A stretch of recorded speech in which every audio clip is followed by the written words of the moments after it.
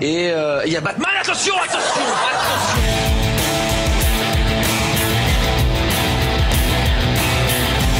J'ai une petite période d'euphorie pendant 10-15 km. Là je suis à la limite des crampes, il reste encore 20 bornes.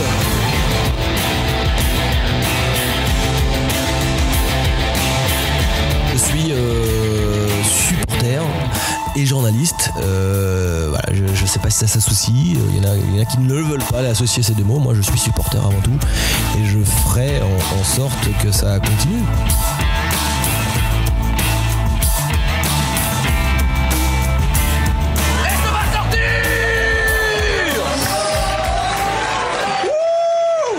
Salut à tous et bienvenue dans le tout premier épisode de Transisport. Alors rapidement, Transisport, c'est quoi le projet ?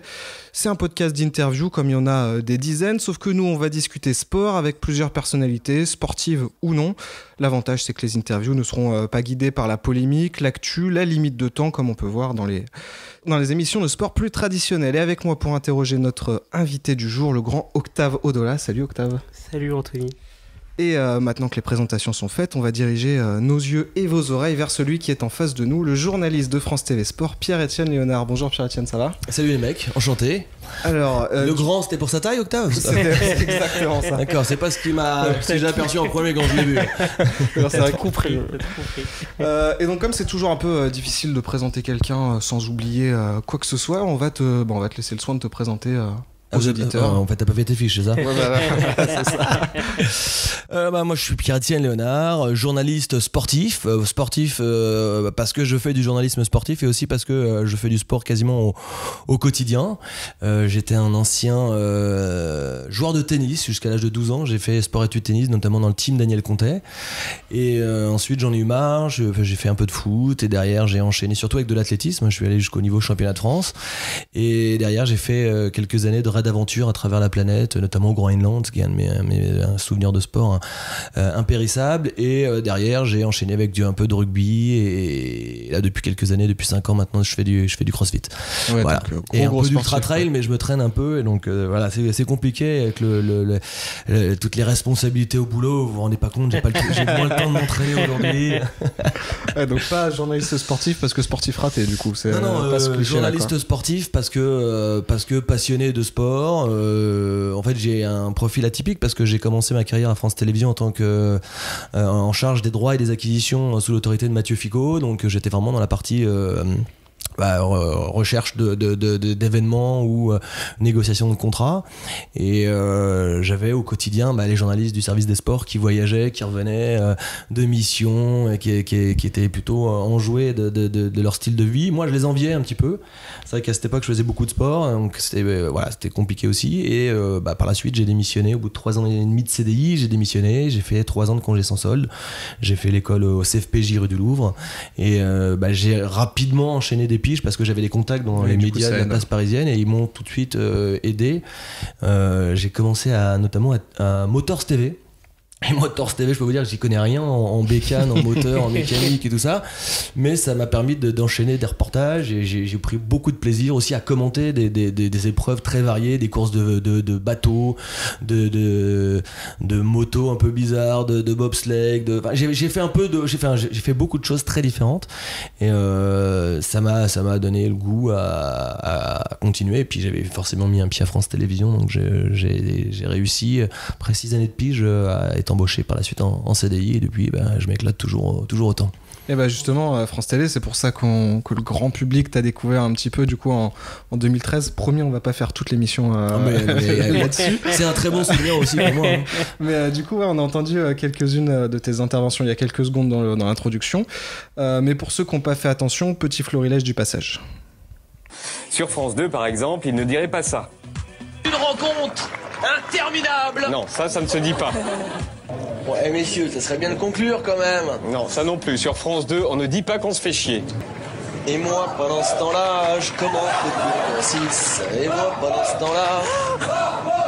Bon retour derrière, vers la ligne. À mon temps, Gerdydanovic, Pologne. Et tout d'un coup, il pète un câble. Le premier set. Je vous rappelle, c'est le dernier jour pour faire ses impôts sur papier. Après, ça sera uniquement sur Internet. Et il y a Batman, attention, il y a Batman. Donc comme j'ai dit promis, on va pas passer l'épisode dessus, mais donc tu disais ça reste quand même un bon souvenir malgré le fait qu'on a pu se moquer forcément ou ce genre de choses. Je pense pas qu'on se soit moqué de moi, je pense qu'on s'est plutôt moqué qu'on s'est interrogé du côté atypique des commentaires. Je pense que les internautes, la jeune génération était plutôt content de ce que j'ai fait. Moi j'ai eu des retours très positifs, j'ai eu des propositions de boulot à l'extérieur, pas uniquement dans le milieu du sport. J'ai évidemment tout refusé étant sous contrat avec France Télévisions. Voilà, moi je me suis fait un petit peu enguirlander, on va dire, mais rien de plus. J'ai pris un avertissement oral, mais rien d'écrit. Mais faut dire que moi je faisais ça depuis des années, hein. Ça faisait 4 ans que je commentais sur internet. Alors c'était les prémices d'internet. Oui. Aujourd'hui c'est vrai qu'on a une consommation du sport aussi sur l'ordinateur qu'on n'avait pas à l'époque, ou qu'on avait peut-être, mais en coupant le son. On était au bureau entre 2-3 dossiers, on arrivait à regarder en cachette, non mais voilà, donc on coupe le son. Et moi ça m'est arrivé de donner mon numéro de téléphone, de passer des messages perso, et personne m'envoyait des SMS. Je fais c'est pas possible, mais personne me regarde. Et puis donc 2013, ce match court numéro 6 où je suis particulièrement enfant parce que c'est la fin de journée et je vais pas vous cacher que j'ai qu'une envie, c'est que ça se termine, parce que c'est long, hein, 6 heures tout seul dans une petite pièce surchauffée, et puis avec des matchs pas forcément très intéressants aussi.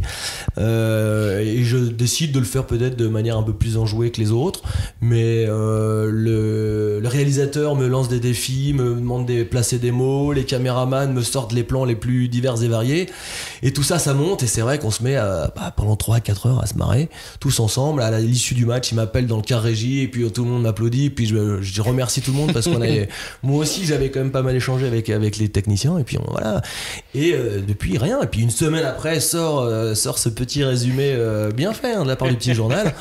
Et donc moi c'est une semaine après, donc je suis surpris, je suis avec ma fille, et mon premier réflexe c'est pas de savoir si moi j'ai fait une connerie, parce que j'ai vraiment jamais eu l'impression de faire une connerie, mais est-ce que ça va avoir des conséquences sur ma nana qui est salariée de la Fédé.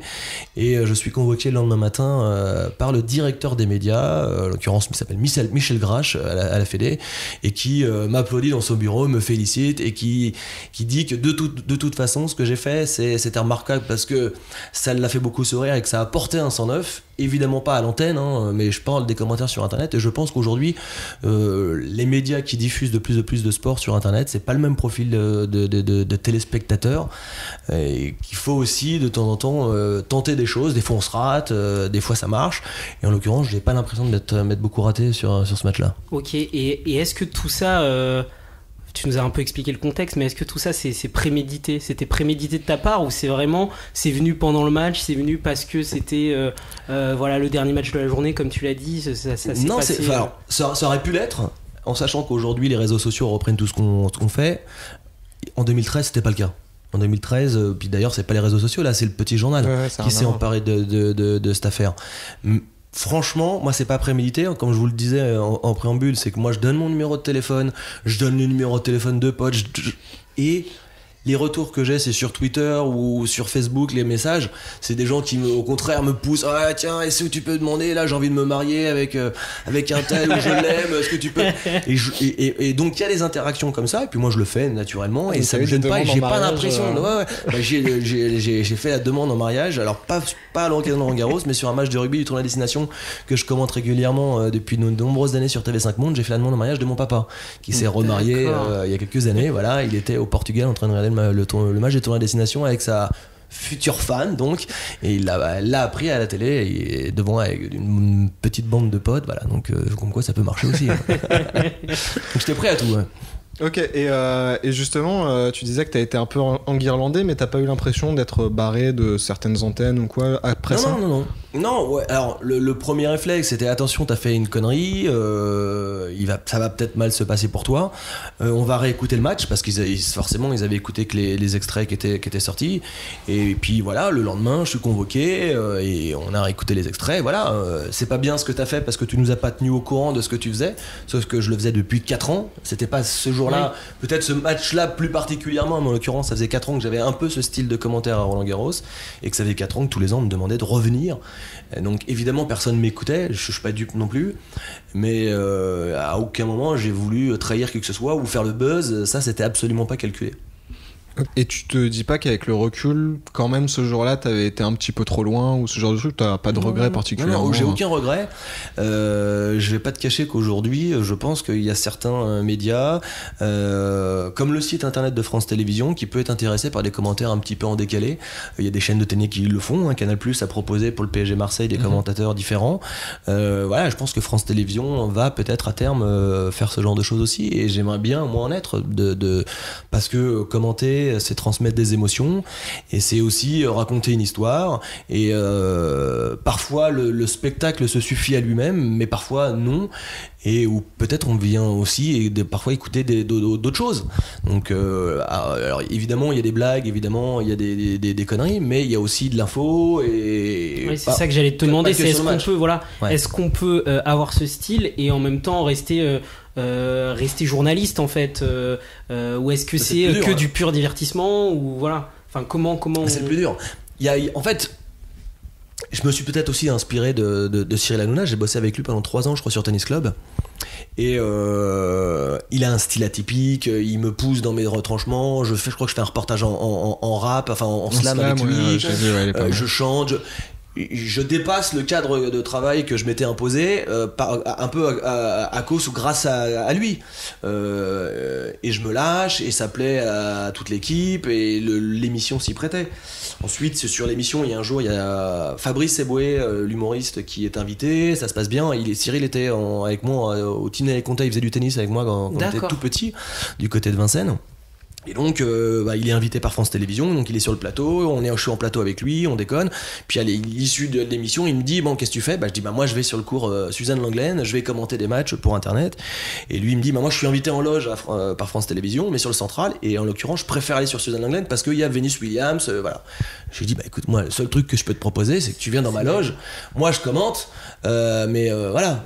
Il est venu amicalement, ça a duré 5 minutes où le micro était débranché, au bout de 5 minutes il fait non mais je mets le casque juste pour t'entendre, juste pour t'écouter, et puis après elle a branché, et moi à cette époque là je suis pigiste en plus, donc je me sens pas en danger parce qu'on commentait, parce qu'il est passionné par le tennis, mais il s'est mis à déconner, moi aussi, et voilà. Et j'avais eu aucun retour parce que je pense que personne s'en était rendu compte, parce que personne écoutait à l'époque.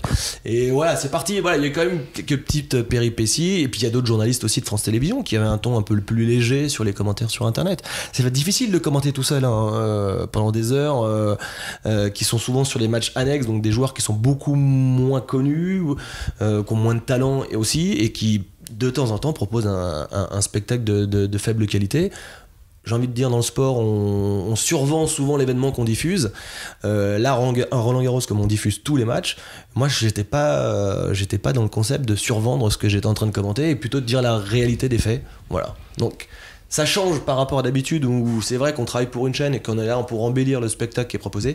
Mais voilà, sur internet, je pense qu'on peut se permettre de dire un peu ce qu'on pense. Dernière question sur Roland Garros et ça.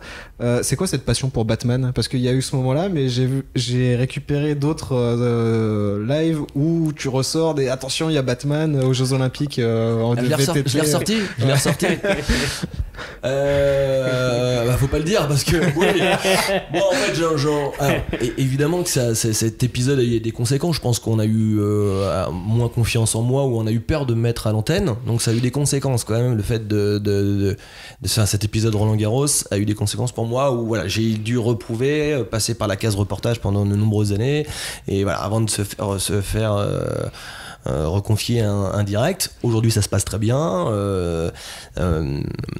mais c'est vrai que faut pas oublier quand même que je pense que quand quelqu'un se met à déconner et à faire un truc un peu atypique, on dit oh là là, si on le met sur France 2 ou sur France 3, et peut-être qu'il va vriller à un moment, donc voilà, c'était ça. C'était quoi la question finalement, parce que là je me suis embrouillé sur la autre passion chose. pour Batman. Voilà, et donc à partir du moment où je suis revenu sur l'antenne, c'est vrai que notamment avec l'équipe de France de VTT, connais parce que je les suis depuis une quinzaine d'années, je suis très proche d'eux, notamment Maxime Marotte, qui est un des meilleurs tricolores, qui a fait les Jeux Olympiques, 4e aux Jeux Olympiques de Rio. Ce mec-là, il m'appelait Batman, donc puis de temps en temps en commentaire, je vais le replacer, et puis voilà, donc c'est devenu mais j'essaie de le faire pour que les gens le remarquent pas. Bon, je crois que c'est gravé, que t'as mis le doigt dessus. Mais justement, tu dis que ça a eu des conséquences, etc. Et qu'on t'a proposé d'un autre côté du taf ailleurs. Ouais. T'as pas eu justement envie de te barrer en disant ailleurs on aime bien ce que je fais et ici c'est plus compliqué. Mais en fait, je suis très heureux à France Télévisions parce que j'ai la possibilité de faire ce que je veux, ce qui est un confort de travail incroyable. Je propose beaucoup de reportages très différents, très variés, dans des univers extrêmement différents. Et on me fait confiance, l'équipe sous Nicolas Vinois à l'époque, puis aujourd'hui avec Florian Inguedet et Emmanuel Lefort. Donc tant que ça se passe bien, moi j'ai aucune raison de partir, parce qu'aujourd'hui je sais comment je m'organise et j'ai une qualité de travail qui est incroyable, ce qui nous permet de faire du bon boulot. Et voilà, alors évidemment partir c'était aussi pour faire autre chose que du sport, faire du divertissement. Moi je suis avant tout journaliste. Quand j'ai débuté dans le journalisme, on m'a beaucoup proposé de passer à l'antenne, de présenter des infos, de faire des trucs comme ça. J'ai toujours refusé, parce que pour moi, le cœur du boulot, c'était d'être reporter. Voilà, donc j'ai toujours voulu faire des reportages, et c'est ce qui m'anime encore aujourd'hui, même si de temps en temps, je fais des choses plus variées. Voilà, je sais ce que j'ai, et je sais pas encore ce que je pourrais avoir ailleurs. J'ai un seul regret, c'est d'avoir passé un casting pour le groupe M6 et d'avoir gagné et d'avoir avoir eu l'opportunité de commenter le Super Bowl. Le patron d'M6 m'avait dit t'inquiète, ça va bien se passer, je vais demander l'autorisation à Daniel Bilalion à l'époque, et ça a été refusé. Et c'est vrai que moi j'étais dans l'antichambre, j'étais pas mis en avant par France Télévisions, et je me disais c'était au moins formateur pour eux, pour leur montrer que j'étais capable de. Et pour moi c'est le plus grand événement sportif du monde, donc j'aurais aimé participer à cette aventure, mais c'est vrai que voilà, j'ai pas pu pour une semaine de boulot démissionner. Voilà, mais c'est vraiment un truc qui m'aurait franchement intéressé.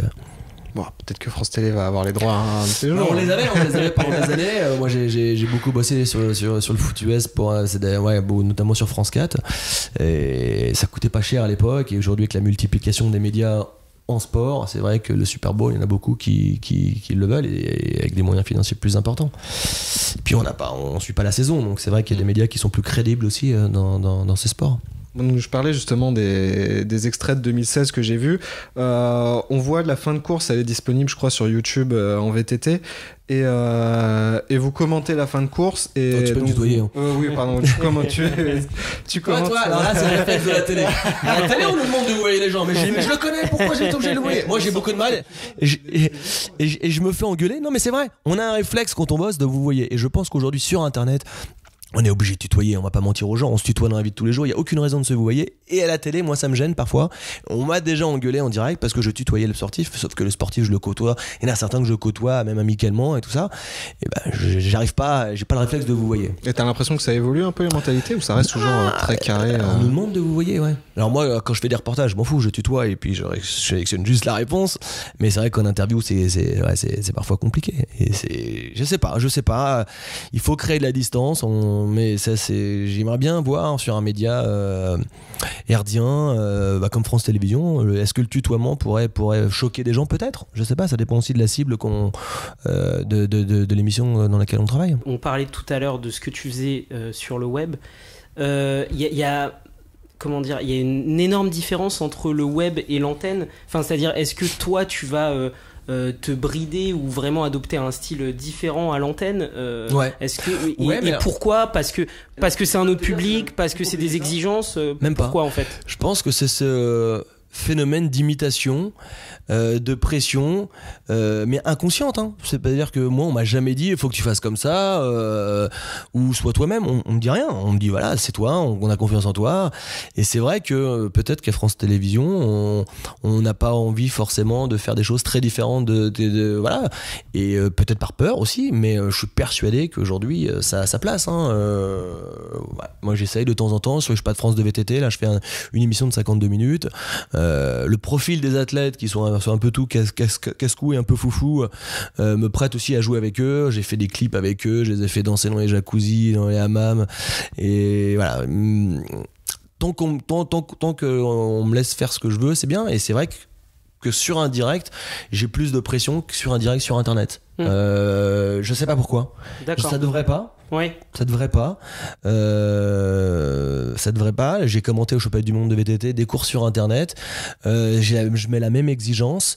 Mais au moment où j'arrive sur France 2 ou France 3, j'ai une petite épée de Damoclès qui. Voilà.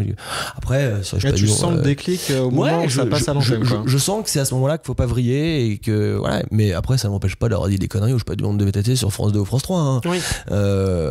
Après, j'ai beaucoup d'histoires, comme ça fait 15 ans que je suis le VTT, j'ai beaucoup d'histoires sur les athlètes en parallèle du sport, parce qu'on a passé des bons moments, parce qu'on est sortis, parce qu'on... Ouais, il y a peut-être plus la matière aussi qui va entraîner le commentaire peut-être plus décalé du coup. Quand tu connais bien les athlètes, moi franchement aux Jeux Olympiques j'étais anéanti quand j'ai commenté le VTT, parce que cette année, à Rio, aucune médaille, et une 4e place pour Maxime Marotte,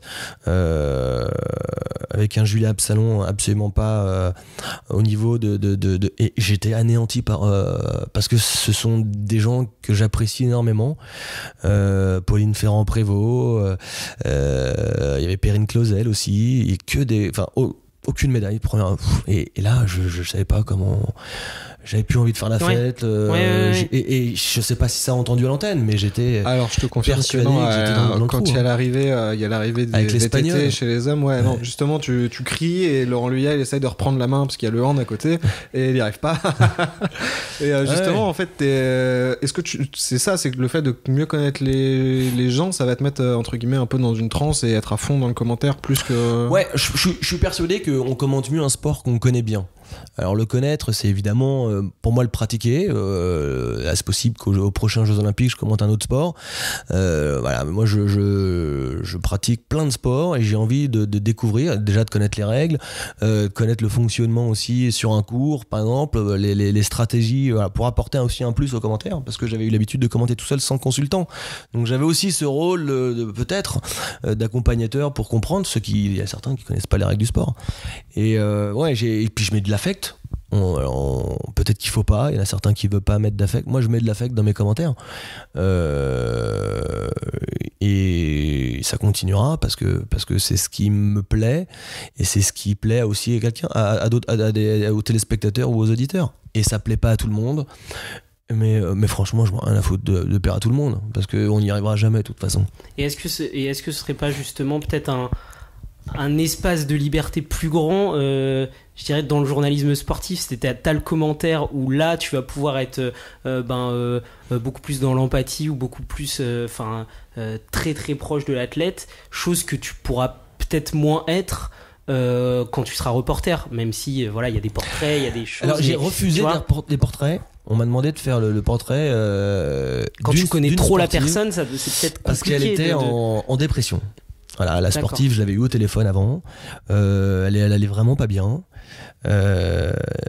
Et évidemment qu'il y avait une histoire à raconter, parce qu'elle voulait bien en parler. C'était ça le sujet, du coup, c'était la dépression de la sportive. Pourquoi cette championne olympique annonce sur Facebook qu'elle est en dépression, que il y a un burn-out, et j'ai pas voulu le faire. J'ai refusé parce que j'aime raconter des belles histoires de sport. Raconter une péripétie quand ça se passe mal, et derrière raconter la suite de la carrière et tout va bien et ça gagne, j'aime bien. Et là, en l'occurrence, elle était au plus bas de sa carrière sportive, au plus bas de sa vie, et elle n'avait pas encore remonté la pente, et je trouvais que c'était pas le moment judicieux pour lui parler, même si elle voulait bien me parler. Voilà, j'ai préféré, et aujourd'hui elle va très bien. Et le sujet s'est fait sur la après, ou du coup et évidemment qu'on s'est retrouvés et qu'on a retravaillé ensuite ensemble, mais que j'ai pu aborder cette période difficile avec elle. Mais quand elle était en plein dedans, moi je m'en fous, il y a des histoires, il y en a tellement, j'ai pas envie forcément de sauter sur le buzz. Ça m'a jamais intéressé en fait. C'est aussi pour ça que je bosse dans les sports un peu périphériques aux sports on va dire traditionnellement les plus forts médiatiquement parlant. Compliqué de bosser dans le foot, dans le rugby de plus en plus. Et donc moi, mes sports, notamment la outdoor, les sports nature, les athlètes, on parle pas souvent d'eux, et donc quand on parle d'eux, moi j'essaie de raconter leur histoire, mais aussi qu'il y ait une note positive en fin de reportage à chaque fois. Et tu parlais justement de l'affect. Est-ce que agrandir un peu le cadre. Quand on commente des sportifs français, est-ce qu'il faut absolument être chauvin du coup pour commenter un sportif français ou une équipe de France ou quoi que ce soit? Il y a beaucoup de débats autour de ça. Je pense que sur internet j'ai lu quelques sites qui disaient qu'il fallait absolument pas prendre parti. Ouais, parce que c'est la question, est-ce qu'on reste journaliste si on prend trop parti, quoi? Moi franchement je le fais. Quand on commente aux Jeux Olympiques, évidemment qu'on va s'enflammer devant la performance d'un athlète tricolore, parce que c'est plus fort que, enfin je vais parler pour moi, c'est plus fort que tout. Je peux pas non plus alors je vais peut-être plus mettre, puis l'idée c'est aussi de raconter une histoire des athlètes français, on va pas non plus raconter l'histoire que des étrangers, même s'il y en a des très belles, hein. Des exploits monumentaux, notamment celle du Usain Bolt, on en a quand même beaucoup raconté. Moi j'en mets, je suis supporter et journaliste, voilà, je sais pas si ça s'associe, il y en a qui ne le veulent pas associer ces deux mots. Moi je suis supporter avant tout et je ferai en sorte que ça continue.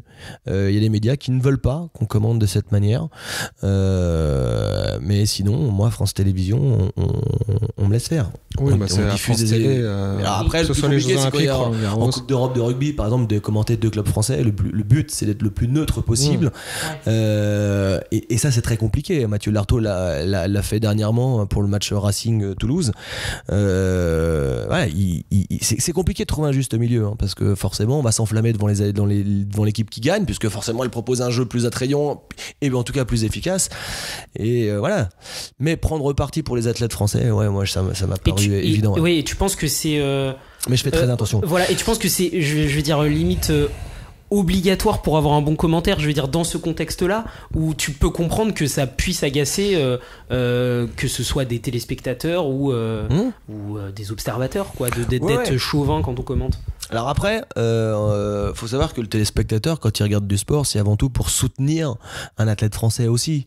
Évidemment, quand il y a des athlètes comme Usain Bolt dont je parlais tout à l'heure, la question elle se pose pas parce que c'est le meilleur du monde. Là, ça dépasse le cadre. Mais quand on voit une compétition, quand on regarde la Coupe du Monde de foot, quand on regarde des courses de cyclisme pendant le Tour de France, évidemment que le public il a envie de voir briller un Français.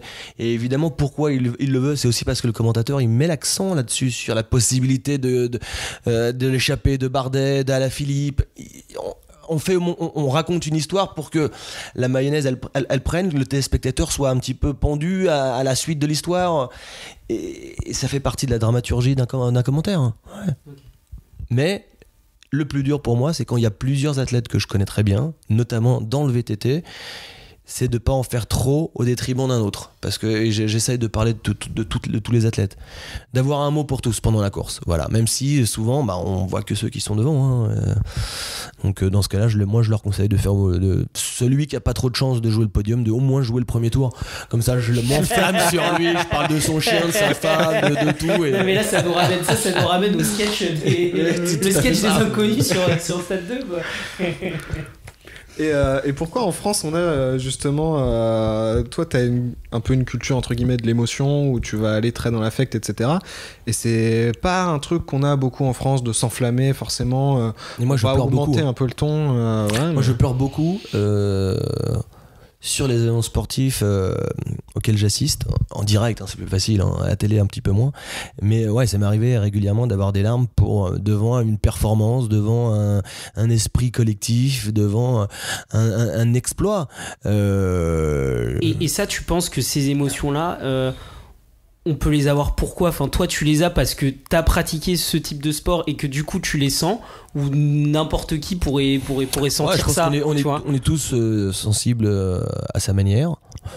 Ouais, moi je suis très touché par je ressens beaucoup de choses quand je vois un événement sportif. Alors parfois faut se canaliser aussi à l'antenne, hein, parce qu'on n'est pas là non plus pour raconter tout ce qu'on ressent, mais forcément ça s'entend, c'est inconscient.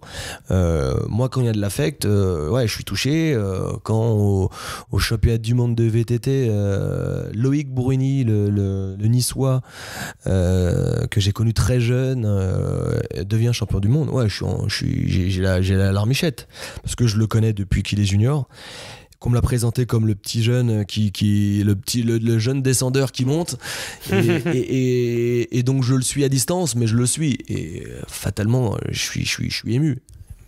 je m'en cache pas non plus, hein. Ouais, ça m'est arrivé régulièrement de pleurer, hein. Et j'espère que ça va continuer d'ailleurs. Larmes de bonheur, hein. Alors après, je fais en sorte que ça s'entende pas à l'antenne, hein. J'essaye, hein. Ça, je l'ai pas entendu.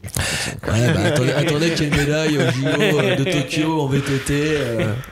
Et ça, oui, non, mais de toute façon, t'as un consultant avec toi là en VTT ou... Ouais, ça sera. Parce que tout seul à l'antenne, ça doit être. Julien Absalon, qui nous rejoint pour les Jeux Olympiques, qui a pris sa retraite, qui est encore au cœur du peloton des VTTistes parce qu'il a monté sa propre équipe pro, le team Absolute Absalon, avec des athlètes, dont notamment un qui joue sa qualif pour Tokyo. Ouais, donc non, ça va être génial. Et j'en profite sur le côté consultant.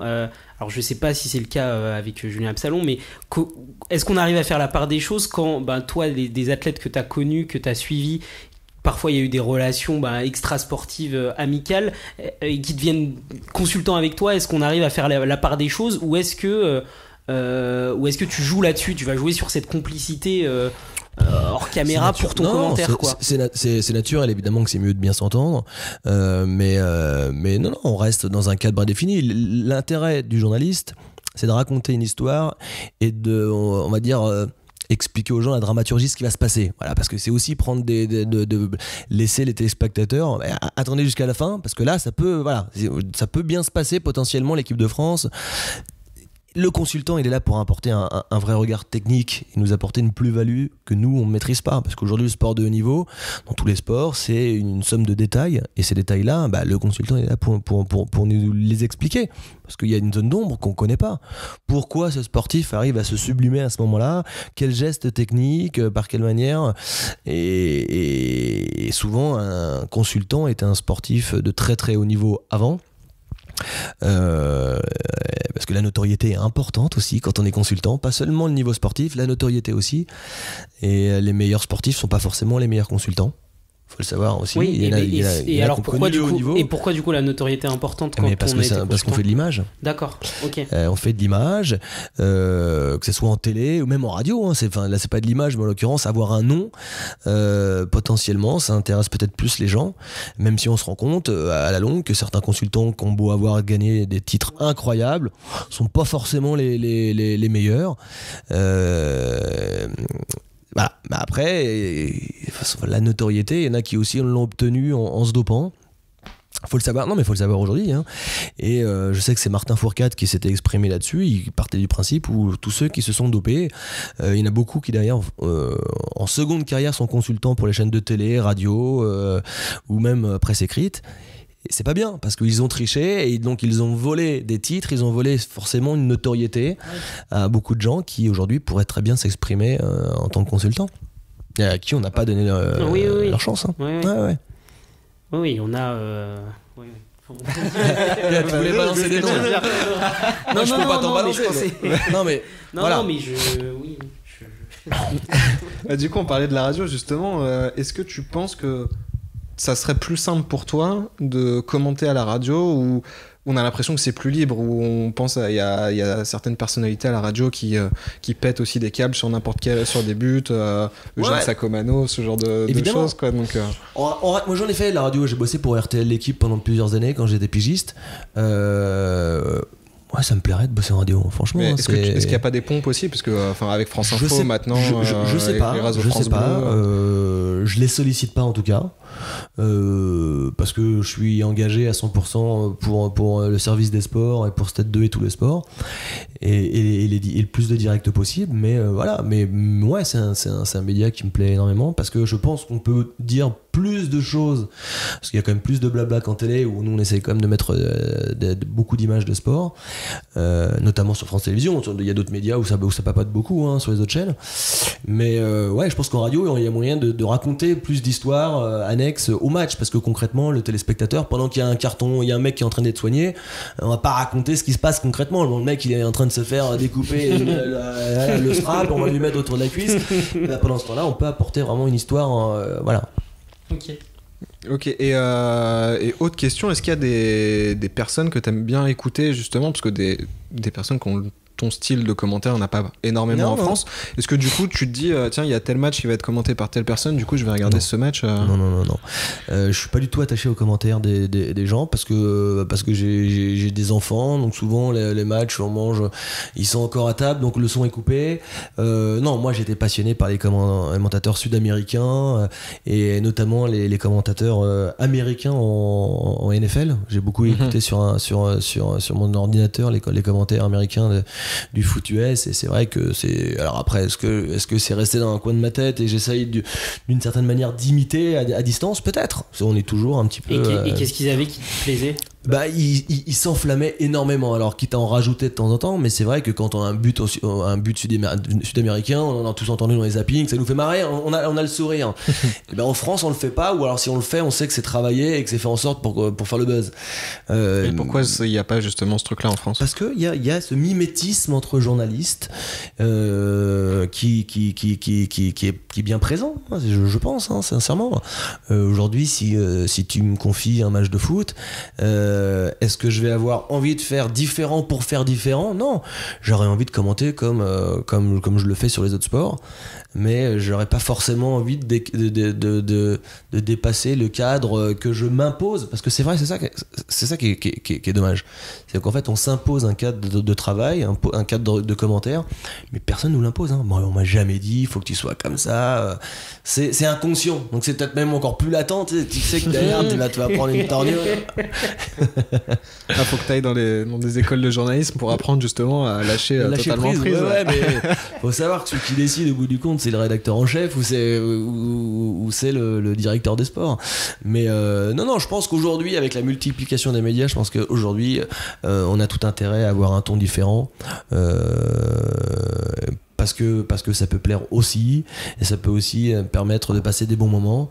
Et je crois que les sportifs aussi aiment bien être abordés à la manière un peu plus cool, un peu moins coincés sur un plateau. Et voilà, et je pense qu'il y a beaucoup de médias aujourd'hui qui s'organisent pour mettre l'invité dans un sourire permanent, en lui ressortant des anecdotes de sa vie, en le chambrant avec des potes. Ouais, c'est aussi ça, je pense, le sport, c'est aussi le sourire, hein, et c'est ça qui manque de temps en temps. Ouais. Bah, le truc plus à la cool, moi ça me fait penser à Beansport, parce que je regarde pas mal de basket, où quand ils font le basket, ils sont très détentes, soit ils sont sur le canapé en plateau, soit quand on les voit dans la cabine, ils sont à moitié allongés, ou ils sont vraiment très cool, quoi. Je pense qu'on les laisse faire, et je pense que c'est un style qui plaît beaucoup. Maintenant, c'est sur une chaîne payante. Est-ce qu'ils pourraient faire ça sur France Télévisions avec une audience 10 fois plus importante et donc avec 10 fois plus de critiques potentielles? Voilà. Moi je trouve qu'ils font très bien. J'aime beaucoup les sports US sur Being, mais je suis pas sûr que ce soit transposable aujourd'hui sur des médias plus exposés, gratuits, en clair, mais pourquoi pas? Et ce côté... Moi en tout cas ça me dérangerait pas, hein, vraiment, hein. Et ce côté un peu feel good, ou je sais pas, quand il y a un invité qui est là, le mettre dans de bonnes conditions, voilà, avec plein d'anecdotes, etc.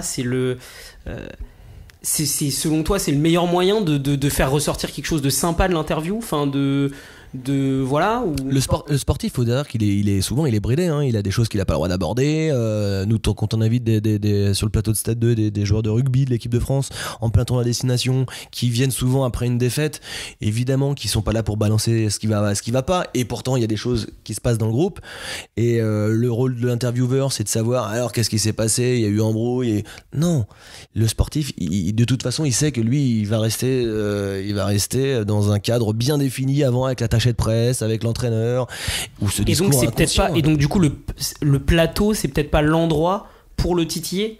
Enfin, je sais pas comment. Si, il y en a certains qui se font prendre au jeu médiatique, c'est-à-dire qu'ils sont là et ils balancent, mais très peu, de moins en moins, parce que justement il y a le briefing d'avant interview. Eh oui. Et moi ça m'est déjà arrivé. C'est comme en politique, hein, il y a les éléments de langage, et après il y a tous les joueurs qui ressortent pareil. Moi je vais même te dire une info, je suis parti à Lyon, on fait un reportage sur l'OL, et je donnerai pas son nom, mais c'était il y a quelques années, et Lyon a la possibilité de faire donc champion de France et de gagner la Coupe de France, un doublé.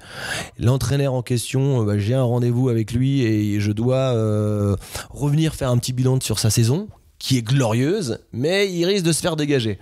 On en est là, donc il s'est pas fait dégager, donc la période elle est un petit peu... Moi ça fait 15 jours que mon interview il est calé, et j'arrive à l'interview, l'attaché de presse me dit ok pour toutes les questions sur le match de la veille, ok, qu'ils ont gagné, et en l'occurrence le match de la veille ça me servait de prétexte de montrer les images de sport, mais aucune question sur son passé. Et évidemment je joue pas le jeu, parce que ils ont pas joué le jeu avec moi, et évidemment j'ai posé la question. Et cette interview n'a jamais été diffusée. D'accord. C'est pas moi qui l'ai parce que évidemment qu'il m'a répondu du coup, et puis avec ça beaucoup de virulence, et il a finalement répondu aussi à ma question.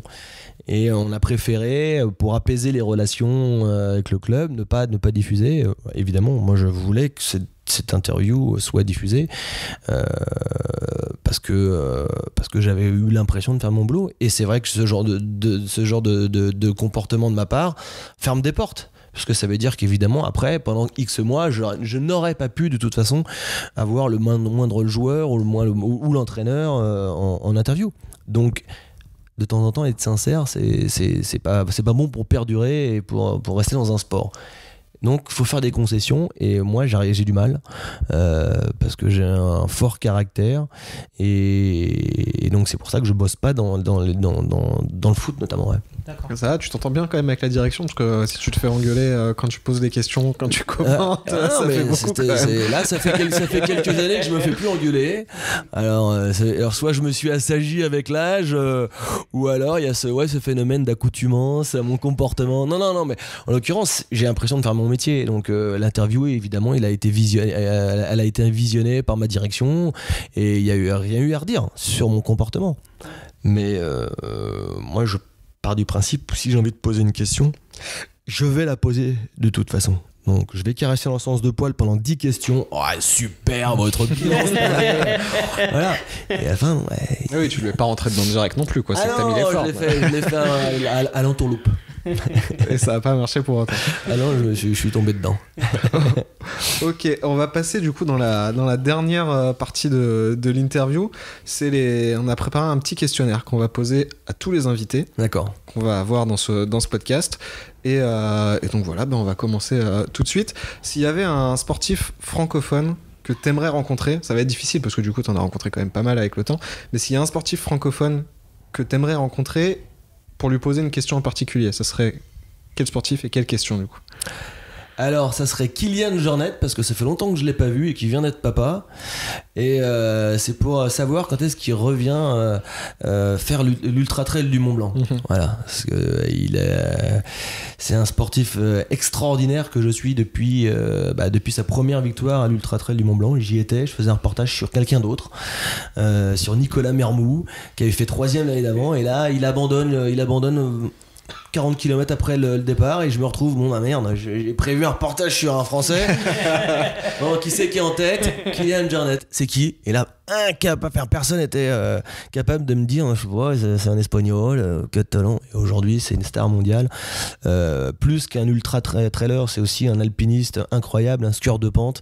C'est vraiment un sportif très simple, très, très humble, que j'ai accompagné sur de nombreux événements divers et variés, en ski de rando notamment.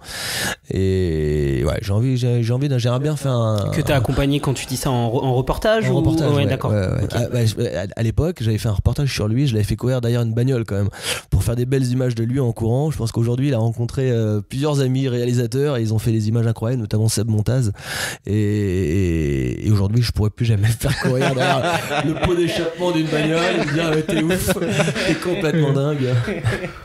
L'événement sportif que t'aimerais revivre? N'importe quand, vraiment passer même en 1900, les premiers Jeux Olympiques en Grèce antique, ce que tu veux. J'aimerais bien revivre les Jeux Olympiques de Rio en VTT, qu'on se remette au départ et que les athlètes français adoptent une stratégie différente, que Victor Koretsky ne crève pas, que Maxime Marotte prenne la roue de l'Espagnol un peu plus longtemps et que Julien Absalon aille mieux. Et parce que j'avais beaucoup d'ambition pour eux sur cette course, et ça s'est transformé en 0 médaille. C'est vrai que j'étais vraiment attaché à cette course parce que j'avais suivi leur préparation, que je les avais eu au téléphone, j'avais passé des bons moments avec eux et j'étais même persuadé que les Français allaient réussir. Ouais, c'était une énorme déception. Le soir, ils m'ont proposé d'aller faire la fête à Rio et j'ai refusé. Je suis pas sorti. D'accord. J'étais plus dans le touché truc, Si tu faisais pas ce que tu fais, donc commentateur sportif, et que tu pouvais choisir n'importe quel sport à pratiquer ou à faire même de manière professionnelle, ce serait quel sport en priorité, sachant qu'en plus toi t'en as fait des dizaines du coup? Ouais, alors s'il y a un sport que j'aurais bien voulu pratiquer en professionnel et gagner ma vie, ce sont les raids d'aventure. Parce que ce sont des courses d'une semaine dans des endroits paradisiaques, avec un enchaînement de sports, avec du VTT, de l'escalade, de l'orientation, avec du roller, du kayak de mer, enfin voilà, une multitude d'épreuves variées, mais des épreuves d'une semaine où on dort quasiment pas. Et c'est vrai que j'ai pris un pied monumental pendant plusieurs années à voyager, à la rencontre de personnages incroyables et surtout de douleurs que je n'aurais jamais pu imaginer, mais voilà, non, franchement j'ai pris un pied. Après ce sont des gens qui gagnent pas bien leur vie, alors, j'aurais pu dire ça, footballeur comme ça, à 35 piges je suis peinard, je suis à la retraite. Ta plus grande inspiration dans le milieu du sport, que ce soit commentaire du coup ou un sportif ou un entraîneur ou n'importe qui. Alors j'ai un commentateur dont je m'inspire pas, mais qui m'a foutu les poils il y a bien longtemps de ça. Il y a on va dire une vingtaine d'années, je trouvais qu'il était au top de sa forme et qui m'a fait vivre des moments de sport rares. C'est Jean-René Godard. En cyclisme sur piste. Alors c'était les grandes heures des cyclistes sur piste, notamment de Florian Rousseau. Et j'adorais sa manière de commenter. Il était évidemment très enflammé, le mot toujours bien choisi. Et j'adorais ses commentaires. Ok. Vous y attendez pas, ça. Je vous invite à écouter, c'est vrai. Alors, c'était il y a longtemps, parce qu'il a commenté ces dernières années aussi. Et non. Le Tour de France, c'est une purge à commenter. C'est 7 heures par jour. Ça t'intéresserait pas du coup? Je suis pas. Alors je pense que pour commenter le Tour de France, il faut être hyper spécialiste et justement avoir beaucoup d'histoires périphériques à ce qui se passe à l'image. Et donc, pourquoi pas un jour le faire? Ça pourrait me plaire, mais ça voudrait dire que je bosse au moins pendant 3-4 ans dans le milieu pour faire la maille. Sinon, moi, je pars du principe que pour commenter un sport, il faut vraiment le connaître. Un talent que tu aimerais avoir? Un talent que j'aimerais avoir, un talent que j'avais et que j'ai pu, c'est se matcher au basket. Alors je faisais beaucoup de sport, l'athlé, j'étais affûté comme une lame et j'arrivais à se matcher assez facilement. Aujourd'hui j'ai pris un petit peu de poids, un peu de muscle aussi, et je suis retourné sur un playground parce que j'adore le basket et je suis incapable même d'accrocher l'arceau sans ballon. Donc là j'ai pris un grosse déception, j'imagine. C'est la honte. Est-ce que tu as une petite habitude ou une superstition que tu es un peu le seul à avoir avant de commencer, soit dans le sport puisque tu pratiques beaucoup, soit en commentaire, je sais pas si tu fais 3 fois le tour de la chaise avant de t'asseoir. Alors là je fais mon signe de croix que je fais avant de rentrer sur le périph' en scooter, je le fais aussi. Et je le fais souvent avant quelque chose d'important où je dois être concentré, et ça m'arrive de temps en temps de le faire avant de commenter. Ok, d'accord. Et bah écoute, pour terminer ce podcast, j'ai pas dit trop de conneries. Vous entendez en fait, je pense que c'est franchement. Non, j'étais sincère. Pourquoi je me force pas. Et donc pour terminer le podcast, on va un peu terminer par le début. Ton premier souvenir de sport. Mon premier souvenir de sport, alors c'est un Alors, j'étais plutôt âgé, je devais avoir 14-15 ans, mais c'est le souvenir le plus lointain parce que j'ai vu en direct, hein, c'est vraiment un truc en direct. C'est Galfione qui passe 6 mètres à la perche. Ouais, donc là, c'est pas un petit souvenir. incroyable. Non, c'était vraiment magique. C'était un athlète que j'adorais parce qu'avec mon club, j'étais à la Paris-Joinville. On faisait les interclubs contre le Stade Français, le club de Galfione. Et l'avoir vu faire le 100 mètres, le 4x100, mais surtout de l'avoir vu faire 6 mètres à la perche, c'était incroyable. Vraiment, c'était un moment. Je devais avoir 14-15 ans, donc j'étais encore cadet junior, je pense, quand j'ai vu ça. Ah ouais, donc écoute, c'est un beau souvenir pour. Vous avez connu Galfione, les gars? Non. Eh ben non. Sur YouTube, sur. Voilà, c'est un peu ça. Et écoute, merci beaucoup d'avoir accepté l'invitation t'es un peu le parrain du coup de Transisport de la première émission. C'est-à-dire j'ai une responsabilité. C'est ça. Maintenant, on va te faire revenir tous les ans, ou je sais pas, on va trouver un truc. Avant de terminer, je vais dire un gros big up à Didrik Pommel avec qui j'ai préparé l'émission, à Octave pour être venu sur le premier enregistrement. Merci à toi. Merci à tous ceux qui sont restés jusqu'au bout de ce premier Transisport. N'hésitez pas à le partager si ça vous a plu. On va essayer de faire une émission par mois, donc n'hésitez pas à vous abonner sur Apple Podcasts, SoundCloud ou n'importe quelle application que vous utilisez. On va essayer d'être sur un maximum et à nous suivre sur Twitter, Facebook, Instagram. Je vous souhaite la bonne soirée. Salut. Eh ben on regarde ça tout de suite, c'est parti, c'est préparé toujours par PEL, il est partout, il est incontournable, Pierre-Étienne Léonard. Laissez-moi vous faire un slam en l'honneur de toutes ces dames qui visent le Grand Slam dans la ville que l'on appelle Paname. Je voulais vous dire 2 mots sur toutes ces femmes. Il y en a eu pour tous les goûts et certaines n'inspiraient pas le dégoût. Il y a eu de belles demoiselles dans tout ce pêle-mêle, des blondes, des brunes, des métissées, mais qui sait ce qui va se passer? Je voulais vous dire 2 mots sur les Françaises, qui une fois de plus n'ont pas été à leur aise. Sur la terre battue, elles ont toutes été vaincues. D'Amélie à Émilie, tout ce méli-mélo, c'est souvent fini en sanglots. Je cherche encore une fille qui pige les balles et qui plonge.